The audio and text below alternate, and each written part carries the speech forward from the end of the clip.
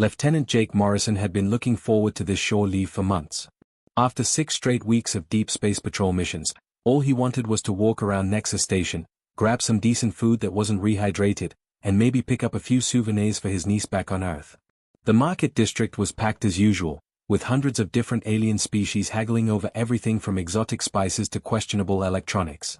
Jake was examining a small holographic projector when he felt a sharp tug on his uniform sleeve. He turned to find an alien woman staring up at him with desperate, tear-filled eyes. She was beautiful in an otherworldly way, with skin that looked like polished amethyst and 4 slender arms that trembled visibly. Her species was called Velrani, if Jake remembered his xenobiology classes correctly. They were usually calm, dignified people known for their artistic abilities. This woman was anything but calm. "Please," she gasped, her voice breaking. "You must help me. Just for a moment. Please, I beg you." Before Jake could even process what was happening, she thrust a bundle wrapped in shimmering silver cloth into his arms. The weight caught him off guard, but he instinctively cradled it against his chest. "Hold them. Just hold them. I will return. I promise. Please." "Wait, hold on," Jake started, but the woman was already backing away, her crystalline face showing visible cracks of stress that ran along her cheeks like tears made of light. "I don't even know what." She turned and ran, disappearing into the crowded market before Jake could stop her. He looked down at the bundle in his arms, carefully pulling back a corner of the cloth. What he saw made his breath catch in his throat. It was a baby. But not any baby Jake had ever imagined. The infant's skin shifted color slowly, like oil on water, moving through shades of blue, purple, and gold. 3 eyes blinked up at him, arranged in a triangle pattern on its face. The baby didn't cry. It just stared at Jake with an intensity that made him deeply uncomfortable. Those eyes seemed far too aware, too intelligent, for something so small. Then things got weird. The busy market around him went silent. Not gradually, but all at once, like someone had hit a mute button on the entire station. Jake looked up and felt his stomach drop. Every single alien in sight had stopped moving. The 4-armed Grellian merchant who'd been loudly advertising his wares stood frozen, his mouth hanging open. A group of insectoid Thexians stood motionless, their compound eyes all fixed on Jake. Or rather, on what he was holding. Some aliens were dropping to their knees right there in the middle of the market. Others were backing away slowly, their faces showing unmistakable terror. A few simply turned and ran, pushing through the crowd in their desperation to get away. Hello?" Jake called out nervously. "Anyone want to tell me what's going on?" The baby made a soft cooing sound and reached up with tiny, color-shifting fingers to touch Jake's face. The moment those fingers made contact with his skin, the infant began to glow. It was a soft, warm light that seemed to pulse in rhythm with Jake's own heartbeat. The light grew brighter, and Jake heard gasps and whispers rippling through the crowd. Heavy boots thundered against the metal floor of the station. Jake's hand instinctively moved toward his sidearm, but he stopped when he saw who was approaching. Nexus Station security usually consisted of bored, underpaid guards who spent most of their shifts playing cards and ignoring minor crimes. What Jake saw now was completely different. A full tactical team in combat armor was moving toward him with military precision, weapons drawn. But they weren't pointing those weapons at him. They were forming a perimeter around him, facing outward, as if protecting him from some unseen threat. The team leader, a massive reptilian species Jake didn't recognize, spoke urgently into his comm unit in a language Jake's translator couldn't quite catch. An elderly alien shuffled toward Jake from the crowd. He was short, hunched, with skin like weathered leather and too many fingers on each hand. The security team tensed but didn't stop him. The old trader looked at Jake with something between pity and awe. "Human," the old alien said in heavily accented but understandable English, "do you have any idea what you're holding?" "A baby?" Jake offered weakly. "An alien baby that someone just handed to me?" The old trader shook his head slowly. "You hold the luminescent child. The chosen one. Every civilization in this galaxy, every species that can dream, has prophesied about that infant. Wars have been fought over who would find them first. Empires have risen and fallen in preparation for this moment." Jake looked down at the peacefully glowing baby in his arms. "You're joking, right? This is some kind of station prank for new humans or something." "I wish I were joking, young human. I truly do." The old trader glanced around nervously at the growing crowd. "That child is supposed to reshape the galaxy. Change everything. Unite all species or destroy them, depending on which prophecy you believe. And right now, you're the one holding them. Which means every faction, every government, every religious order and military force in known space is about to become very interested in you. The baby yawned, showing a mouth with no teeth, and snuggled closer to Jake's chest. It felt warm and surprisingly comfortable in his arms, as if it belonged there. Jake had held his niece when she was born, but this felt different somehow. This felt important in a way he couldn't quite explain. I just wanted to buy a souvenir, Jake muttered. The old trader actually laughed at that, though it sounded bitter. The universe has a terrible sense of humor, human. A terrible sense of humor indeed. Jake's communicator started buzzing insistently against his hip. He had a feeling his simple shore leave had just become incredibly complicated. Jake's rented quarters on Nexus Station had become ground zero for the strangest standoff he'd ever experienced. The baby, still glowing softly in a makeshift crib he'd fashioned from his duffel bag and some blankets, seemed completely unbothered by the chaos erupting outside. His communicator hadn't stopped buzzing for 3 hours straight. Messages poured in from people he'd never heard of, offering everything from unlimited wealth to threats of violence if he didn't hand over the child immediately. The worst part was the message from his own commanding officer back on the patrol ship. Morrison, what the hell did you do? Every major power in the sector is screaming at Earth Command about some baby. Call me back now. Jake rubbed his temples, trying to fight off the headache that had been building since the market incident. He'd barricaded the door with furniture, but he knew it wouldn't hold against anyone who really wanted to get in. The baby cooed softly, and Jake found himself walking over to check on it for the 10th time in as many minutes. You're causing me a lot of trouble, you know that. Jake whispered to the infant. 3 eyes blinked up at him innocently, and the baby's skin shifted to a warm golden color. Yeah, you're cute. That doesn't help my situation. A sharp knock on the door made Jake jump. Lieutenant Morrison, a calm, professional voice called through the metal. We need to speak with you. It's urgent.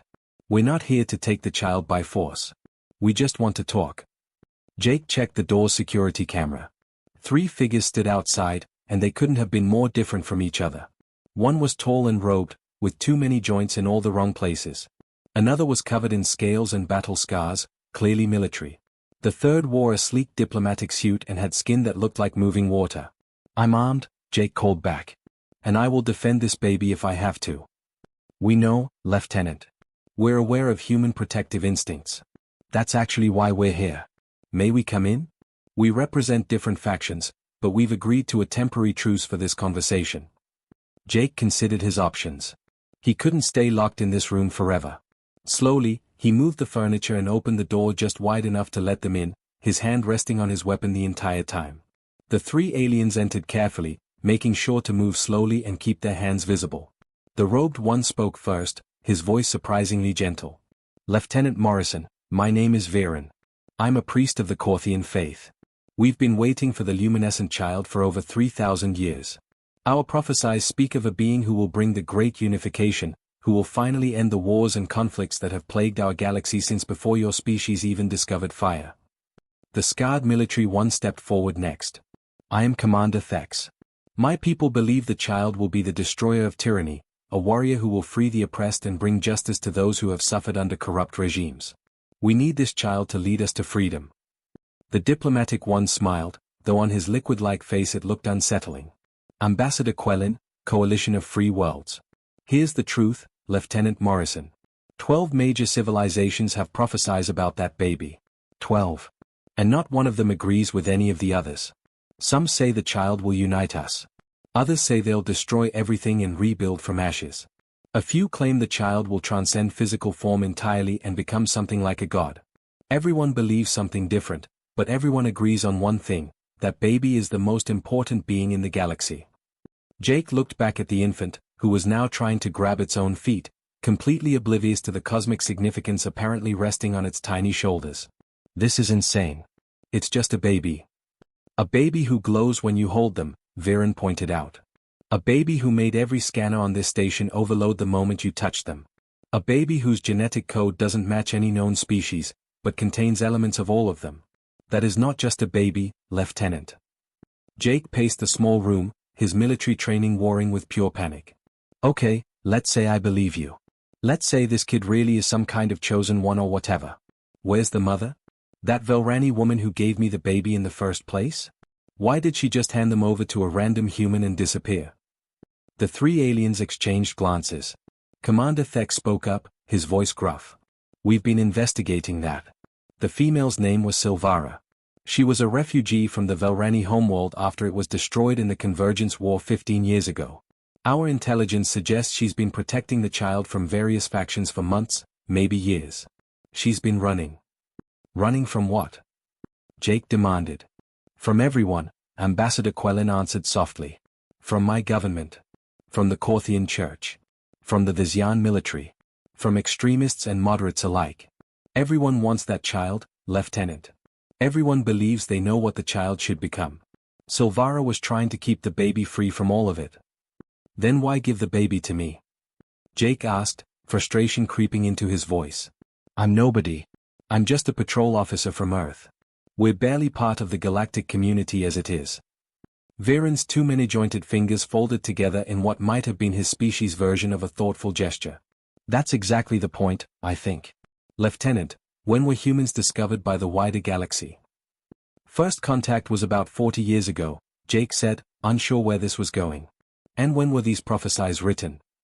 I don't know, you said thousands of years. Jake stopped as understanding hit him. Oh. Precisely, Viren continued. Humans don't appear in any of our ancient texts. Your species arrived on the galactic stage after every major prophecy was already written and established. You are, quite literally, the unaccounted variable. The chaos factor that none of our seers predicted. Commander Thex nodded, a grim smile on his scarred face. Which makes you perfect, human. You're not bound by our prophecies, our expectations, or our ancient hatreds. You don't carry the weight of thousands of years of interpretation and reinterpretation. To you, that baby is just a baby who needs protection. The baby chose that moment to start fussing, making small unhappy sounds. Jake automatically walked over and picked it up, gently rocking it. The baby immediately calmed down, its skin shifting to a content blue color and glowing brighter. All three aliens watched this interaction with intense focus. The child responds to you, Viren observed. They feel safe with you. That's not nothing, Lieutenant. Jake looked down at the baby in his arms, at those three strange eyes that somehow didn't seem strange anymore. I'm not qualified to raise the most important being in the galaxy. I can barely take care of myself. Ambassador Quellen stepped closer, his watery features arranged in what Jake thought might be sympathy. Perhaps that's exactly why Silvara chose you. Every other species has already decided what this child should be. Only a human, unburdened by prophecy, could let them choose for themselves. Outside the window, Jake could see ships arriving at the station. Lots of ships. This situation was getting bigger by the minute, and he was right in the center of it with a glowing alien baby in his arms and absolutely no idea what to do next. The baby grabbed his finger and held on tight. Jake sighed. This is way above my pay grade. Jake made his decision within an hour of the aliens leaving his quarters. He needed to find Silvara, the Velrani woman who dumped this cosmic responsibility in his lap. She was the only one who could explain what was really going on, and maybe, just maybe, she'd take the baby back and let Jake return to his normal, boring life of deep space patrols. The problem was that everyone else had the same idea. And they had more resources than one human lieutenant with basic military training. Jake wrapped the baby securely in a carrier he'd improvised from his tactical vest, keeping the infant close to his chest where he could protect it. The baby seemed to like this arrangement, snuggling against him and staying quiet. Its glow had dimmed to barely noticeable, which Jake hoped would help them stay under the radar. He'd managed to contact an old friend from the academy, Beth Chen, who worked in station intelligence. She owed him a favor from a poker game gone wrong 2 years ago. You're asking about a Velrani refugee named Silvara? Beth's voice crackled through his secure comm unit. Jake, do you have any idea how many people are looking for her right now? I can guess, Jake muttered, keeping to the shadows of a maintenance corridor. Can you help me or not? I'm sending you coordinates to a medical bay in the lower sections. That's where our surveillance last spotted her, about 6 hours ago. Jake, be careful. There are at least 4 different military groups sweeping the station, and they're not being polite about it. Station security has basically given up trying to maintain order. Got it. Thanks, Beth. We're even now. Not even close, Morrison. You still owe me for that poker game. Try not to die. The maintenance corridors of Nexus Station were a maze of pipes, exposed wiring, and cramped passages that most species found uncomfortable. For Jake, they were perfect. Humans were smaller than most galactic species, more flexible, and capable of squeezing through spaces that would stop a Corthian or the Xian cold. He'd studied the station layout during his first shore leave months ago, back when he was just a board officer looking for something to do. He never imagined that knowledge would save his life. Jake heard them before he saw them. Heavy footsteps echoing through the corridor ahead, along with the mechanical whine of military-grade scanners. He pressed himself against the wall, holding his breath and placing a hand gently over the baby's mouth. The infant seemed to understand, staying perfectly quiet as three armed Xian soldiers passed by the intersection ahead. Scanners show nothing, one of them growled in their harsh language. Jake's translator earpiece converted it to English with a slight delay. The human must have disabled his comm signature. Keep searching. Commander wants that child found within the hour. No excuses. They moved on, and Jake waited a full minute before continuing. His heart was pounding so hard he thought it might wake the baby, but the infant just watched him with those three knowing eyes, completely calm. It was almost creepy how unbothered this baby was by everything happening around them. The medical bay was in a section of the station that had seen better days. Flickering lights, rusted panels, and the kind of atmosphere that screamed "Don't ask questions." Jake approached carefully, his hand on his sidearm. The door was partially open, and he could see medical equipment inside, some of it still active. He slipped inside and immediately noticed the blood. Purple blood, the same color as Silvara's crystalline skin, trailing across the floor toward a back room. Jake's stomach tightened. This wasn't going to be a happy reunion. "Silvara?" he called out softly. "It's Jake Morrison. The human from the market. I have your baby.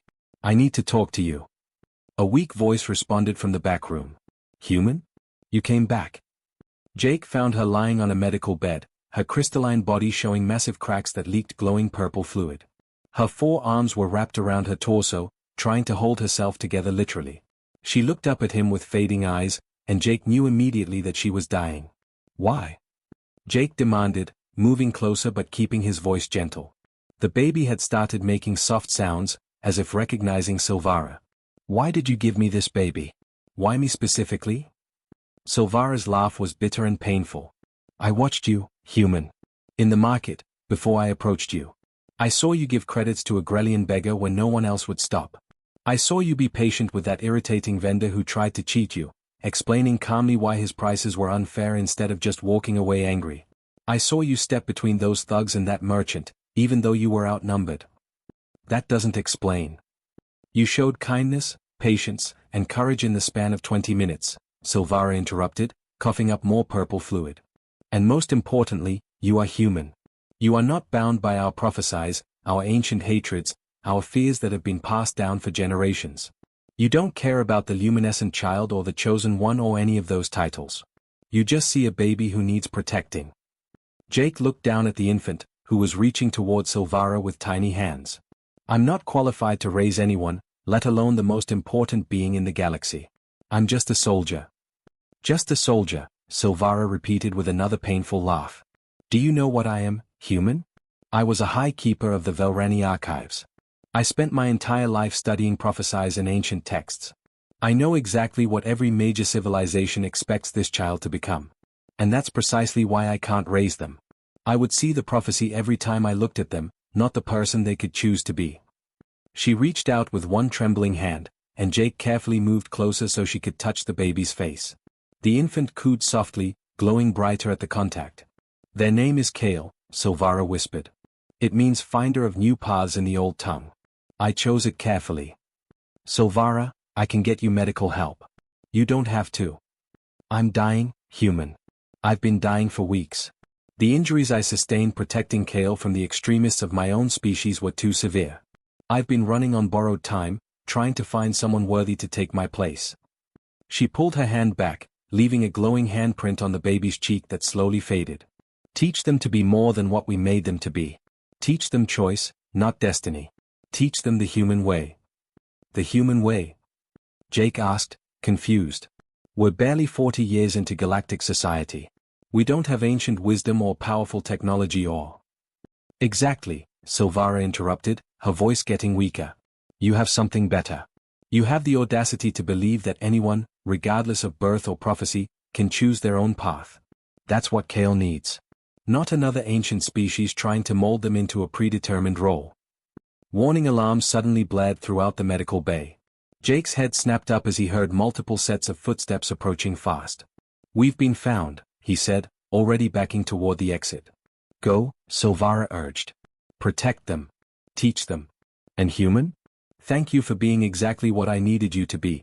Someone who didn't want this responsibility but will accept it anyway because it's the right thing to do." Jake wanted to say something meaningful, something worthy of the moment, but the footsteps were getting closer and the baby's safety had to come first. "I'll do my best," he promised, then turned and ran. He burst out of the medical bay just as three different groups converged from separate corridors. Korthian priests, the Xian soldiers, and what looked like coalition agents, all armed, all moving toward him with purpose. Jake did the only thing he could think of. He dropped through an open maintenance hatch in the floor, sliding down a garbage chute that most species would consider too small to navigate. Humans, as it turned out, were just the right size for garbage chutes. Jake held Kale close to his chest, protecting the baby's head as they tumbled through the grimy passage. He could hear shouts and weapon fire above, but none of his pursuers could follow through the narrow space. They emerged in a waste processing area, and Jake didn't waste time being disgusted by the smell. He ran, using every trick of endurance and navigation that his human physiology allowed. Where other species relied on advanced technology or specialized abilities that didn't work in these conditions, Jake used duct tape from a maintenance locker to secure loose panels, improvised a smoke screen from cleaning chemicals, and simply outlasted his pursuers through sheer stubborn determination. The baby watched it all with those three ancient eyes, studying Jake's every move as if memorizing how humans survived when the odds were stacked against them. And despite the danger, despite being hunted by half the galaxy, Jake found himself smiling grimly. He was taking this kid home to Earth. And he'd fight anyone who tried to stop him. Getting off Nexus Station had been a nightmare involving 2 firefights, one improvised explosive device made from cleaning supplies, and a very illegal deal with a smuggler who asked no questions. But Jake and baby Kale had made it to the human patrol ship Defiant, where Jake's commanding officer, Captain Lisa Reynolds, had listened to his impossible story with surprisingly little interruption. "So you're telling me," Captain Reynolds said slowly, leaning back in her chair, "that you're now the guardian of the galaxy's most important child because an alien woman handed them to you in a market and then died?" "That's the short version, yes'm," Jake replied, holding Kale against his shoulder. The baby had fallen asleep during the journey, exhausted from all the chaos. Its glow had faded to barely a shimmer. Reynolds studied them both for a long moment. "You know that every major power in the sector is going to come after us, right? Earth Command is already receiving diplomatic protests, threats, and offers of alliance all related to that baby." "Yes'm. I know." "Good." Reynolds stood up and walked to her window, looking out at the stars. "Then here's what we're going to do. We're taking you both back to Earth. Let the politicians and diplomats figure out the galactic response. In the meantime, Lieutenant Morrison, that child is your responsibility. Congratulations, you're a father now." Jake blinked. "Oh. We've spent 40 years trying to prove that humanity deserves a seat at the galactic table," Reynolds continued, turning to face him with a slight smile. "Maybe this is how we do it. By raising their most important child with our values and showing them what humanity can offer that ancient civilizations have forgotten." That had been 6 months ago. Now Jake sat in a small apartment in the military housing complex outside Denver, watching Kale play with building blocks on the floor. The baby had grown rapidly, now looking more like a 1-year-old despite being only 6 months old. The 3 eyes had settled into a more stable pattern, and the color-shifting skin had calmed to mostly staying in shades of blue and gold. But it was Kale's mind that truly amazed Jake. The child learned faster than should be possible, not just memorizing but understanding context, emotion, and nuance. When Jake read bedtime stories, Kale would ask questions that showed genuine comprehension of the plot and characters. When Jake taught basic words, Kale would immediately start using them in proper sentences. "Up," Kale announced, reaching toward Jake with both arms. "Want up, please?" Jake smiled and picked up the child, settling them on his hip. "Good job saying please, buddy. You're getting so polite." A knock on the door interrupted the moment. Jake checked the security camera inside. More visitors. There had been a constant stream of them since Earth agreed to let various alien delegations send cultural teachers to help with Kale's education. Jake had initially resisted, but his superiors insisted it was necessary for diplomatic relations. Today's visitor was Ambassador Viren, the Corthian priest Jake had first met on Nexus Station. The tall alien folded himself through the doorway carefully, his too many joints bending in ways that still made Jake's eyes hurt. Lieutenant Morrison. Young Kale. I hope I'm not interrupting, Viren said politely. Just playtime, Jake replied, gesturing to the living room. What brings you by today? I wanted to continue our discussion about Corthian philosophy. If you'll permit me, I'd like to teach Kale about the concept of harmonic balance. Jake nodded, but stayed close as Viren sat on the floor with Kale. He'd learned to monitor these teaching sessions carefully. Some aliens couldn't help but push their prophecies and expectations onto the child. But Viren had proven to be surprisingly respectful of Jake's boundaries. Kale, Viren began gently, do you know what balance means? When things are equal. Kale answered enthusiastically. Like when Jake put same food on both sides of my plate. Viren's expression, difficult to read on his alien features, seemed pleased. Yes, exactly like that. My people believe the universe seeks balance in all things. But here's an important question, who decides what balance looks like? Kale thought about this, tilting their head in a gesture they'd picked up from Jake. The person making the choice. Very good, Viren said, and Jake noticed the priest carefully avoiding saying anything about destiny or prophecy. Remember that, young one. Balance is not something imposed from outside. It's something you create through your own choices. After Viren left, Jake started preparing dinner, simple pasta with vegetables, nothing fancy. Kale sat at the small table, coloring in a book with crayons. The child had developed an odd fascination with human art supplies. Jake. Kale asked without looking up from their drawing.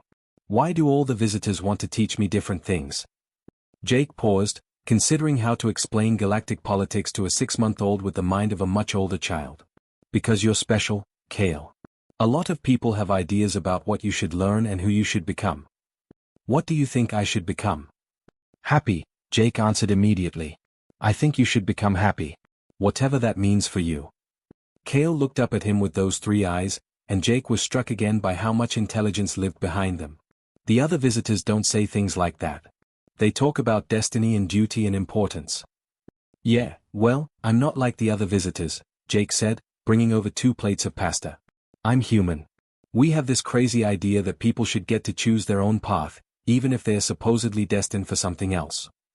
I like the human way, Kale said simply, then attacked their pasta with the enthusiasm of any child at mealtime. 3 months later, a coalition psychologist named Dr. Harvin requested permission to observe Jake and Kale for a full week.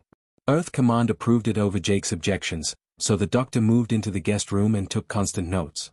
At the end of the week, Jake found Dr. Harvin sitting in the living room late at night, staring at his tablet with a confused expression. Everything okay, doctor? Jake asked, grabbing a glass of water from the kitchen. I don't understand, Dr. Harvin admitted. Every species knew the chosen one was coming. The Corthians built temples. The Thexians created military training programs. The Velrani prepared archives of knowledge. Everyone had elaborate plans for how to prepare for this moment. And? Jake prompted. And humans just gave them a loving home and taught them to question everything, Dr. Harvin said, looking up at Jake with genuine bewilderment. You read them bedtime stories. You teach them to say please and thank you. You let them make mistakes and learn from them. You treat them like they're just a child who happens to be very smart, not the most important being in the galaxy. Because they are just a child, Jake said firmly. A special child, sure, but still a child. They need stability, love, and guidance. Not pressure to fulfill ancient prophecies. Dr. Harvin shook his head slowly. I've studied child development across 43 species. I can tell you with certainty that Kale is developing personality traits that match no prophecy I've ever read. They're becoming kind but questioning. Confident but humble. Powerful but gentle. They're becoming human? Jake suggested with a slight smile. No, Dr. Harvin corrected. They're becoming themselves. Which is somehow more radical than any prophecy ever predicted. Every species tried to prepare for what the chosen one should be. Humans are just letting them discover who they want to be. It's either brilliant or it's going to be catastrophic. I genuinely cannot tell which. Jake looked toward Kale's bedroom, where the child slept peacefully with a stuffed bear Jake had bought at a local store. The soft glow coming from under the door was barely noticeable now, just a gentle nightlight. I guess we'll find out together, Jake said quietly. Dr. Harvin stood to leave, pausing at the door. For what it's worth, Lieutenant, I think Silvara chose well. That child is lucky to have you. After the doctor left, Jake checked on Kale one more time. The child was sprawled across the bed in that careless way kids sleep, one arm around the stuffed bear, completely at peace. We're going to figure this out, buddy, Jake whispered. One day at a time. The human way. Outside, ships from a dozen different civilizations maintained orbit around Earth, all waiting to see what the human race's chosen one would become. Inside this small apartment, a human soldier and an alien child were quietly proving that maybe the future didn't have to follow any ancient script at all. 5 years had passed since that chaotic day in the market on Nexus Station. Jake Morrison now lived in a comfortable house in Colorado, surrounded by mountains and far enough from major cities to provide some privacy. Kale had grown into a 7-year-old child who loved soccer, asked a million questions about everything, and had developed a stubborn streak that Jake suspected came from spending too much time around humans. The color-shifting skin had settled into a pattern Kale could mostly control now. When excited, they'd shimmer with gold and silver. When concentrating on homework, they'd turn a calm blue. When angry, which happened during the typical childhood tantrums, they'd flash red and orange like a warning signal. The 3 eyes had become normal to Jake, just another part of the kid he'd come to love as his own. But the galaxy hadn't been patient during those 5 years. Wars had broken out between factions arguing over interpretations of the prophecies. Some civilizations claimed Kale needed to be brought to their worlds immediately to begin formal training. Others insisted the child was being corrupted by human influence and would never fulfill their cosmic purpose. Trade routes had been disrupted, alliances had fractured, and entire governments had fallen because of disagreements about a child they'd never even met. Earth had remained neutral territory through it all, with the human government taking a firm stance that Jake had summarized to reporters as Kale is a kid, not a political tool, and we're not handing them over to anyone. This position had made humanity both respected and resented across the galaxy in equal measure. On a Tuesday morning that started like any other, Jake was helping Kale with math homework when every alert system in the house went off simultaneously. His military comm unit buzzed with an urgent message from Earth Command. Captain Reynolds, now promoted to Admiral, appeared on his screen looking grim. Jake, we have a situation. A massive fleet just entered Earth's orbit. It's the alliance of prophetic species. Basically everyone who believes in the prophecies has joined together. They are not attacking, but they are demanding we hand over Kale. They say their civilizations are collapsing without their promised savior, and they can't wait any longer. Jake looked over at Kale, who had stopped doing homework and was listening with those impossibly intelligent eyes. The child had known this day would come eventually. They'd talked about it many times over the years. What are our options? Jake asked, though he already knew the answer. Realistically? We can refuse and probably start the biggest war in galactic history. Or we can let them take Kale, and watch everything we've built together get torn apart by ancient forces that will strip away every bit of humanity you've taught them. Reynolds paused. I'm sorry, Jake. I wish I had better news. Kale stood up from the table and walked over to stand beside Jake. It's okay, the child said quietly. I knew this would happen someday. You always told me that choices have consequences, and the universe has been waiting for me to make a choice. You're 7 years old, Jake said firmly. You shouldn't have to make decisions that affect entire civilizations. But I'm not just 7 years old, am I? Kale replied with wisdom that made Jake's heart ache. I'm the luminescent child. The chosen one. All those other titles that I never asked for but can't escape. And all those people out there are suffering because they are waiting for me to be something I haven't become yet. Admiral Reynolds spoke up from the screen. Kale, nobody's forcing you to do anything. We can protect you. Earth stands with you. I know, Kale said, placing a small hand on Jake's arm. That's why I love humans. You'd fight the whole galaxy for me just because you think it's the right thing to do. But Jake taught me something important. Being chosen is less important than choosing to be better. I think it's time I made a choice. 2 hours later, Jake stood on the landing pad at Earth Command headquarters, surrounded by military personnel and diplomats. Massive holographic screens showed the alien fleet in orbit, hundreds of ships representing dozens of species all waiting for a response. Kale stood beside him, wearing a simple outfit that Jake had picked out, jeans, a comfortable shirt, and sneakers. The child had refused to wear any of the formal robes or ceremonial clothing that various alien ambassadors had sent over the years. You don't have to do this, Jake said one more time, kneeling down to Kale's level. We can still say no. I know, Kale replied, hugging him tightly. But you taught me that having power means having responsibility to help people when you can. Those civilizations are falling apart because of me, because of what they think I should be. Maybe I can't be their prophecy, but I can try to help them anyway. A transport ship landed on the pad, and representatives from the Alliance emerged. Viren was among them, the Corthian priest who had visited so many times over the years. His expression was difficult to read, but Jake thought he saw sadness there. Before anyone else could speak, Kale stepped forward and addressed the gathered aliens with a voice that somehow carried across the entire landing pad. Energy rippled around the child, a display of power that Jake had never seen before. Kale had been holding back all these years, hiding just how powerful they truly were. You made prophesies about who I would be before I was born, before I could choose, Kale announced, and every screen broadcasting across the galaxy showed the small child standing with quiet confidence. You decided I would unite you, or destroy tyranny, or transcend physical form, or 100 other things. But Jake Morrison, a human who didn't know anything about your prophecies, taught me something more important than any ancient text. The child paused, looking back at Jake with affection and gratitude. He taught me that destiny is not something you're born into. It's something you build with every choice you make. He taught me that being special doesn't mean being perfect.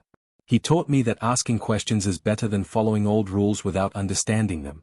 He taught me the human way. Murmurs spread through the alien representatives. Some looked confused, others angry, a few seemed intrigued. So here's my choice, Kale continued. I will travel the galaxy with you. I will visit your worlds and learn from all of you. I will try to help heal the damage that's been done by your waiting and fighting. But I won't be your weapon, your savior, or your king. I will be myself, a student, a diplomat, and someone who believes that every being, regardless of species or prophecy, has the right to choose their own destiny. Commander Thex, the scarred military leader Jake had first met years ago, stepped forward. And if we refuse? If we demand you fulfill the prophecies as written? Kale's skin flashed with colors that Jake had never seen before, a display of power that made everyone take a step back. Then you'll prove that you don't want a chosen one. You want a tool. And I refuse to be anyone's tool. Jake taught me that much. Viren moved forward slowly, his multiple joints folding as he knelt before Kale. Young one, we did not expect this. We prepared for a warrior, a leader, a unifier. We did not prepare for someone who would challenge the very concept of prophecy itself. That's because your prophecies were written before humans joined the galaxy, Kale said gently. You couldn't predict what would happen when someone raised me to think for myself instead of following a predetermined path. The Corthian priest was quiet for a long moment, then something like a laugh escaped him. You did not make them into what we needed, human Morrison. You made them into something better. Something none of us could have prophesied, someone free to forge their own path. Over the following weeks, arrangements were made. Kale would travel on a specially designed ship crewed by representatives from multiple species, all former enemies now forced to cooperate to care for the child. Jake could visit whenever possible, and Kale would return to Earth regularly. It wasn't perfect, but it was better than war. The night before Kale's departure, they sat together on the porch of their Colorado home, looking up at the stars. The alien fleet was visible as bright points of light moving slowly across the sky. Are you scared? Jake asked quietly. A little, Kale admitted. But you taught me that being brave doesn't mean not being scared. It means doing the right thing even when you are scared. I'm going to miss you, kid. I'm going to miss you too, Jake. But I'll come back. And I'll send messages all the time. You'll probably get sick of hearing from me. Jake laughed, pulling Kale close. Never going to happen. Jake? Thank you for not trying to make me into something I wasn't. Thank you for just letting me be Kale. That's what family does, Jake replied, his voice thick with emotion. We love each other for who we are, not who we're supposed to be. The next morning, Jake watched as Kale's ship lifted off, carrying the child toward a future that no prophecy had predicted. Around the world, humans watched the broadcast with pride. They hadn't tried to control the galaxy's chosen one. They hadn't forced their own beliefs onto someone destined for greatness. They'd simply given a child love, guidance, and the freedom to choose. 10 years later, the galaxy had changed. Kale's influence had transformed galactic politics not through power or prophecy, but through the radical human concept that every being should have the right to choose their own path. Wars had ended not because a savior forced peace, but because people started questioning why they were fighting in the first place. Jake, now retired from the military, received a message on his personal comm unit. It was from Kale, who had grown into a young adult still traveling the galaxy. Hey Jake. Just wanted to let you know I'm coming home for a visit next month. I've got so much to tell you about the new coalition we're building and the peace talks that are finally working. None of it happened the way the prophesies said it would, but it's happening. Turns out when you teach someone to think for themselves, they find solutions nobody else thought to look for. Thanks for teaching me that being chosen is less important than choosing to be better. Thanks for everything. Love you, Dad. See you soon. Jake smiled, reading the message 3 times before saving it with all the others Kale had sent over the years. He looked out at the mountains, at the quiet life he'd built, and felt a deep sense of peace. He'd been handed a cosmic responsibility in a crowded market 5 years ago, and he'd done what any decent human would do. He'd loved that child, protected them, taught them to think for themselves, and let them go when it was time. Maybe that was the real prophecy all along. Maybe the galaxy didn't need a chosen one. They needed someone free to choose. And humanity, in its short 40 years in the galactic community, had given them exactly that.